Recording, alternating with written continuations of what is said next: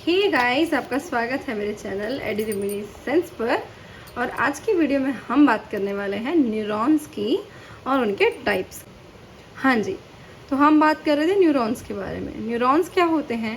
Neurons और nerve cell is defined as the structural and functional unit of nervous system. It is like any other cell in the body. Cell कह रहे हैं, neuron कह रहे हैं, nervous system का जो भी फंक्शनल स्ट्रक्चरल यूनिट है उसे हम कहते हैं न्यूरॉन। न्यूरॉन का स्ट्रक्चर कैसा होता है? न्यूरॉन का स्ट्रक्चर देखना है तो भाई साहब ये रहा न्यूरॉन। गौर से न्यूरॉन को देखोगे तो कुछ इस तरीके का स्ट्रक्चर दिखेगा, ब्रांच लाइक स्ट्रक्चर। तो इस स्ट्रक्चर में मेनली 3 पार्ट्स एग्जिस्ट करते हैं जिनको हमें डिटेल में पढ़ना होता है। इसके 3 भाग कौन कौन से हैं? नंबर 1 जो आपको ये दिखाई दे रहा है, ये गोल गोल जो तुम्हें दिख रहा है, इस गोल गोल स्ट्रक्चर को हम कहते हैं साइटोन या सेल बॉडी, यानी ये सेल की बॉडी है जिसके अंदर पूरे ऑर्गेनल्स हैं। फिर दूसरा पार्ट होता है ये लंबी सी पूंछ, इस लंबी सी पूंछ को हम कहते हैं एक्सॉन। और आखिरी होते हैं डेंड्राइट्स, है ना। डेंड्राइट्स होते हैं ये जो पेड़ जैसे तुम्हें दिखाई दे रहे हैं, इन्हें हम कहते हैं डेंड्राइट्स। ये 3 मेन पार्ट होते हैं। अब यहाँ मैंने एक्सॉन टर्मिनल इसलिए भी लिखा है क्योंकि ये एक्सॉन के टर्मिनल्स होते हैं, ये भी डेंड्राइट्स की तरह ही होते हैं, ठीक है। बट आपने मेन चीज़ें क्या लिखनी है जो मैंने हाईलाइट की है? साइटोन या सेल बॉडी, एक्सॉन और डेंड्राइट्स, ठीक है। इतनी हो गई। अब साइटोन या सेल बॉडी क्या कंसिस्ट करता है उससे पहले समझ लो, ये तो मैंने तुम्हें दिखा दिया कि ये रहा न्यूरॉन, इस तरह से दिखाई देता है। तो न्यूरॉन को अगर या नर्व को अगर आप टीएस में काट के देखोगे तो वो कुछ इस तरीके से दिखाई देगी। कोई भी नर्व कुछ इस तरह से दिखाई देती है। उसके अंदर ये जो गोल गोल आपको बंडल्स दिखाई दे रहे हैं, किसके बंडल हैं? ये नर्व फाइबर के बंडल्स हैं। और नर्व फाइबर के बंडल इस तरीके से बने हुए होते हैं, खूब सारे खट्टे खट्टे। तो उनके ऊपर की जो लेयर होती है उसे हम कहते हैं एंडोन्यूरियम, है ना। फाइबर के ऊपर की जो लेयर होती है उसे हम कहते हैं एंडोन्यूरियम, ठीक है।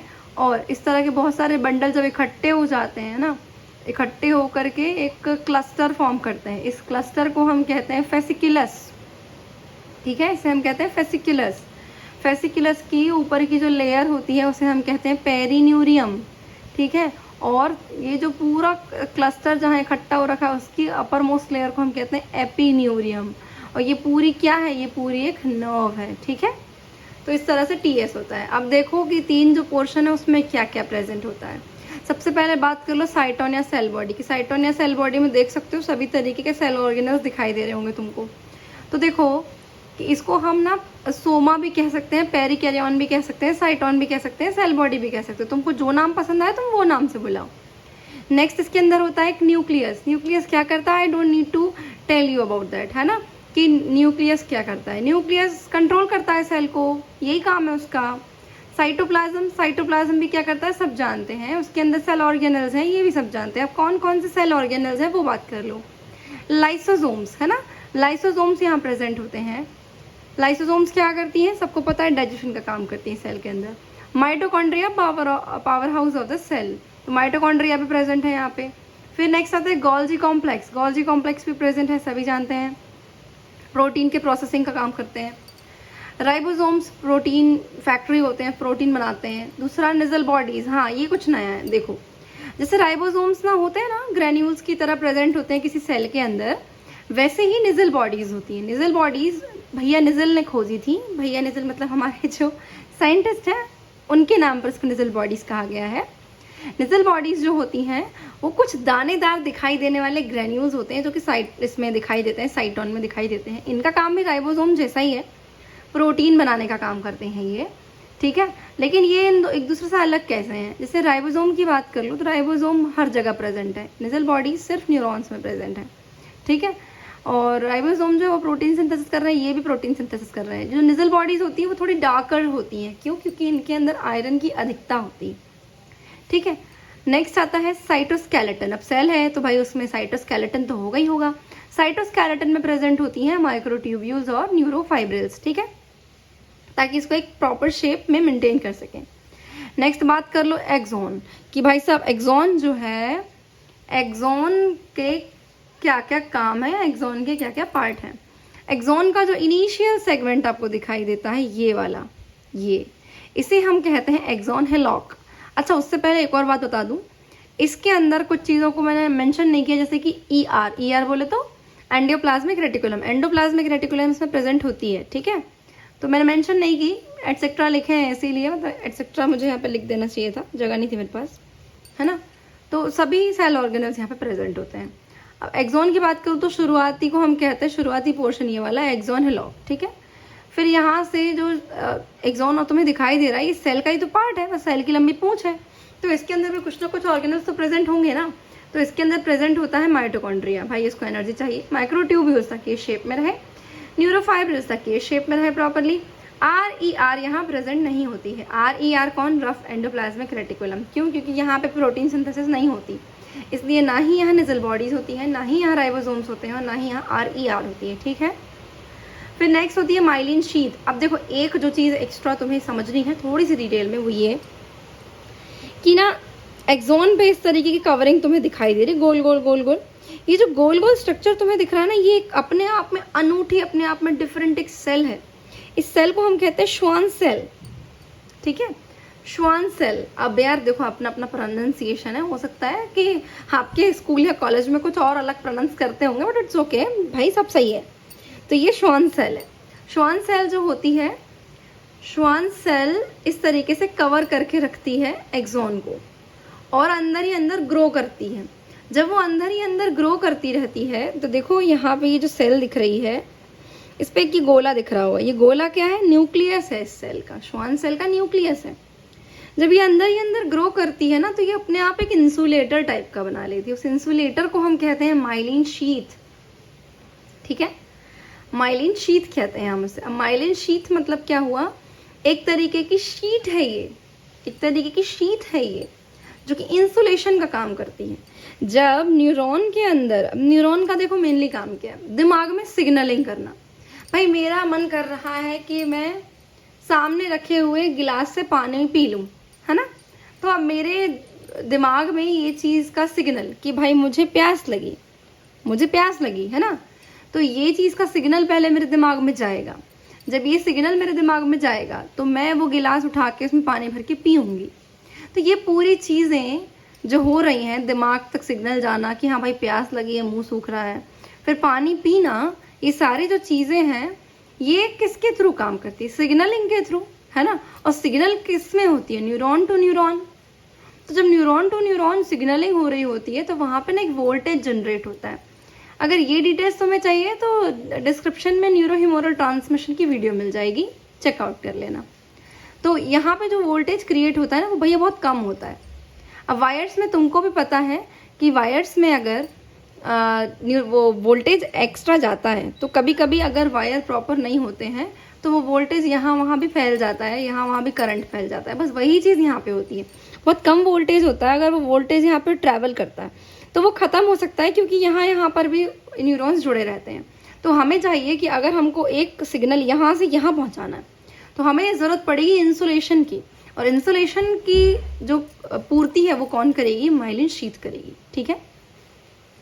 फिर नेक्स्ट आता है नोड्स ऑफ रणवीर। अब इसको मैं रणवीर जानबूझ से कहती हूँ, हम लोग इसको रणवीर एक्चुअली कहते हैं, हमने इसको रणवीर बना दिया है, हमारी मर्जी। खैर, nodes of Ranveer, nodes of Ranveer जो होती हैं वो इस तरीके के गैप्स जो बीच में दिख रहे हैं ना आपको, ये गैप्स होते हैं, इनको हम कहते हैं नोड्स ऑफ रणवीर। ये जो होती है यहाँ पे मेनली प्रेजेंट होते हैं सोडियम चैनल्स। तो ये डिटेल्स भी आपको ट्रांसमिशन की वीडियो में मिलेगी, ठीक है। तो इतनी चीज़ें एक्सॉन में प्रेजेंट होती है। अब एक्सॉन के टर्मिनल की बात कर लूँ तो एक्सॉन के टर्मिनल में प्रेजेंट होती है कुछ इस तरीके की ब्रांचेस, ठीक है। इन ब्रांचेस में ये जो आपको दिख रहा है गोल गोल, ये साइनेप्टिक बल्ब कहलाते हैं, इनका नाम मैंने मेंशन नहीं किया। These are called synaptic bulbs. Synaptic bulbs के अंदर प्रेजेंट होते हैं अलग अलग न्यूरो ट्रांसमीटर, क्योंकि भाई एक न्यूरॉन दूसरे न्यूरॉन से बात कैसे करेगा? मुंह तो है नहीं उसके पास, तो वो क्या करेगा? केमिकल्स के थ्रू बात करेगा ना। तो वो केमिकल्स कौन होंगे? न्यूरो ट्रांसमीटर्स होंगे। तो यहाँ पर भरे होते हैं न्यूरो ट्रांसमीटर, है ना। फिर नेक्स्ट चीज़ आती है डेंड्राइट्स। डेंड्राइट्स, अब जो डेंड्राइट्स हैं, इनका नाम ही डेंड्रमर से आया ना। डेंड्र मतलब पेड़, शाखाएं, ब्रांचेस। तो इस तरीके के जो पेड़ लाइक स्ट्रक्चर दिख रहा है तुमको, उन्हें हम कहते हैं डेंड्राइट्स। डेंड्राइट का काम होता है इनपुट लेना, एक्सॉन टर्मिनल का काम है आउटपुट देना। अब ये एक सिग्नल को पहुंचाएगा अगले न्यूरॉन तक, और ये जो डेंड्राइट्स होंगे ये किसी न्यूरॉन से सिग्नल को खुद लेंगे, तो ये इनपुट हुए ना। इनपुट होते हैं, इनके अंदर क्या क्या प्रेजेंट होता है, माइटोकॉन्ड्रिया और निजल बॉडीज प्रेजेंट होती हैं। ठीक है, तो ये था शॉर्ट में स्ट्रक्चर ऑफ न्यूरॉन। अब हम टाइप्स की बात कर लेते हैं। हाँ जी, अब हम बात कर लेते हैं क्लासिफिकेशन ऑफ न्यूरॉन्स की।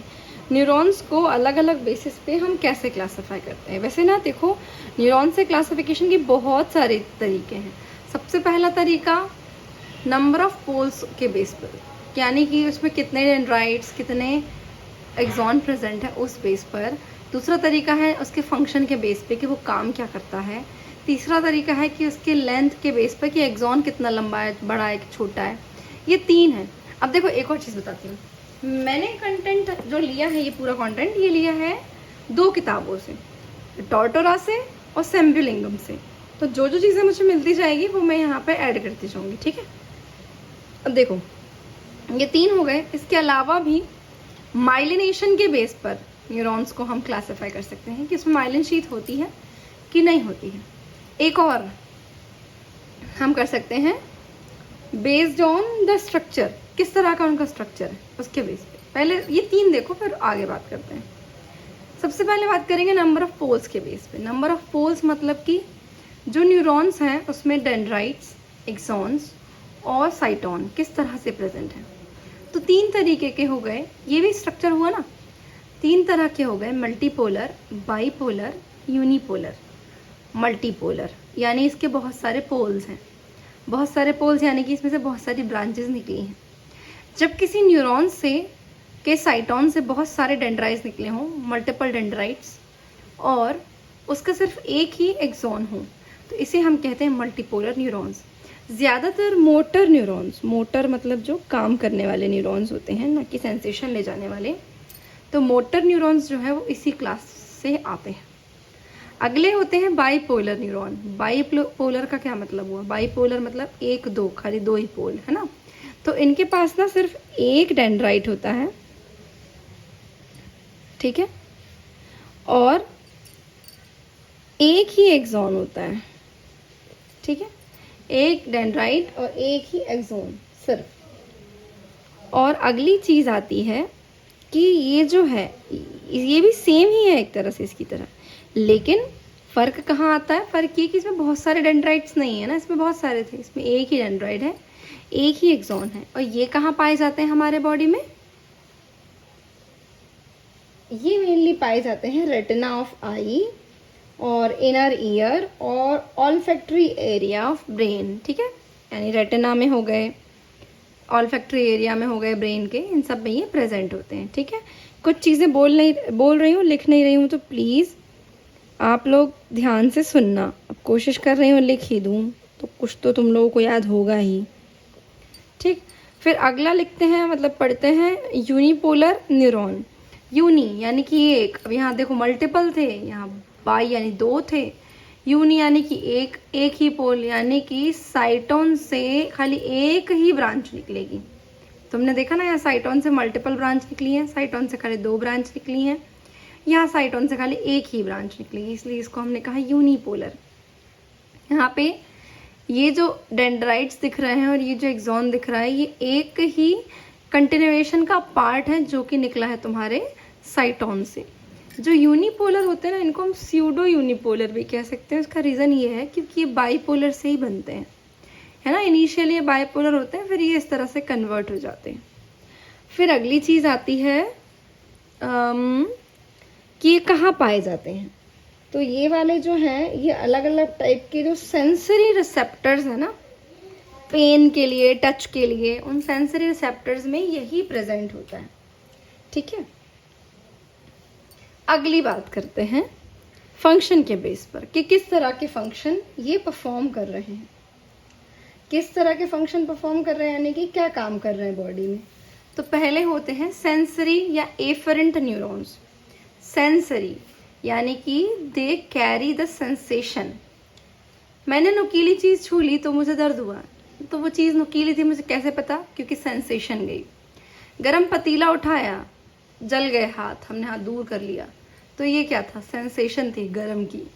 कोई सरफेस चिकना लग रहा है तो उस पर हाथ फेरने में मज़ा आ रहा है, कोई सरफेस खुरदुरा लग रहा है तो मज़ा नहीं आ रहा है ना।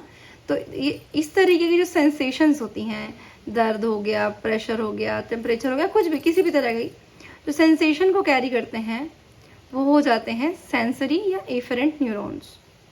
दूसरे होते हैं मोटर न्यूरॉन्स या ईफरेंट न्यूरॉन। ईफरेंट न्यूरॉन्स होते हैं, ये काम को कैरी करते हैं। मतलब मैंने कोई गरम दूध का पतीला उठा लिया, ठीक है, वो गरम है, ये सिग्नल मेरे दिमाग तक पहुंचाएंगे सेंसरी न्यूरॉन्स। तो अब मुझे उस पतीले को वापस छोड़ देना है और हाथ से दूर कर लेना है। यानी ये क्या हुआ, ये एक्शन हुआ ना, ये मोटर स्किल्स हुई ना।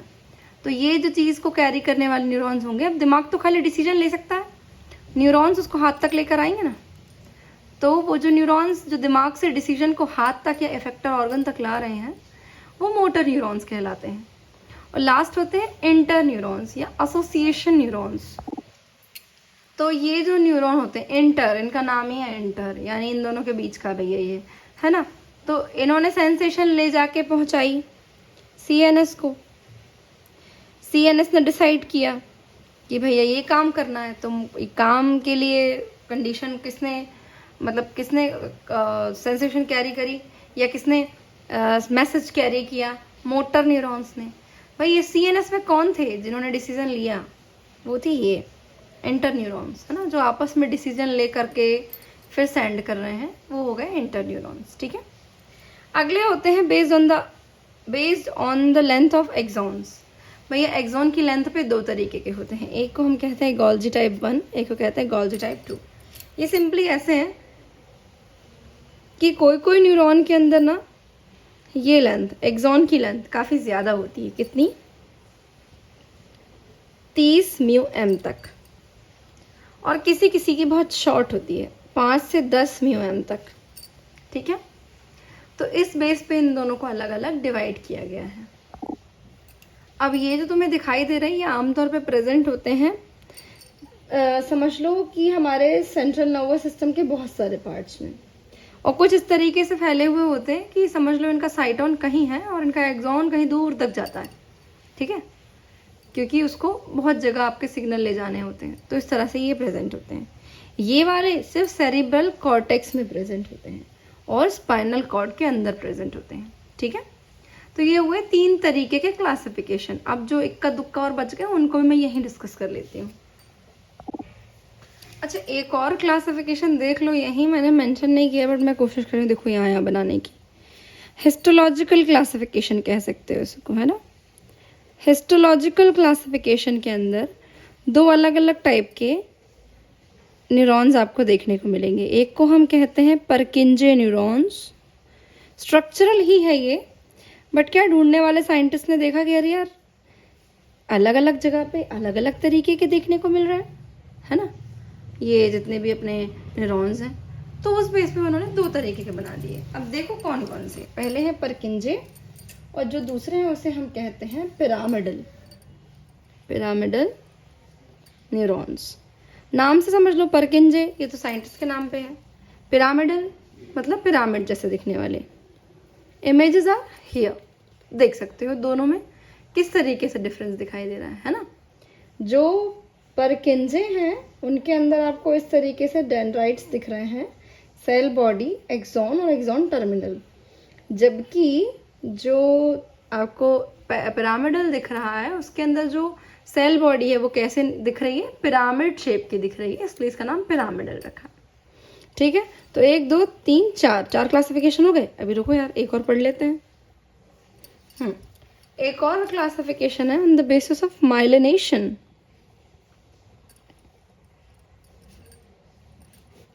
माइलिनेशन के बेस पर 2 तरह के न्यूरॉन्स हो सकते हैं।